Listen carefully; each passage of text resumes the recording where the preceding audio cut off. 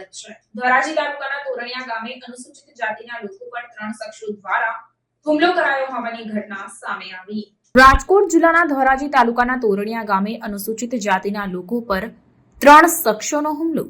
તોરણિયામાં નાની પરબડી રોડ પર નવા પ્લોટમાં અનુસૂચિત જાતિના પરિવાર પર ગામના જ 3 વ્યક્તિઓ દ્વારા હુમલો કરી દેવામાં આવ્યો।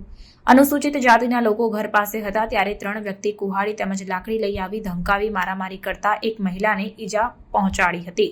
અનુસૂચિત જાતિ સમાજના નવા પ્લોટમાં ઘર પાસે ખરાબાની જગ્યાએ ઢોર બાંધવાનો વાડો કરતા હોય ત્યારે ના પાડવામાં આવતા 3 વ્યક્તિઓએ અનુસૂચિત જાતિના લોકોને 3 વ્યક્તિએ બીભત્સ ગાળો બોલી અને પરિવાર પર હુમલો કર્યો હતો। હુમલામાં કાંતાબેન ચુડાસમા નામની મહિલા ઈજાગ્રસ્ત થઈ ત્યારે અનુસૂચિત જાતિ સમાજના 3 થી 4 લોકો પર 3 વ્યક્તિ કુહાડી અને મુક્કા લાત વડે હુમલો કરતા હોય તેવો વિડીયો સોશિયલ મીડિયામાં વાયરલ થયો છે।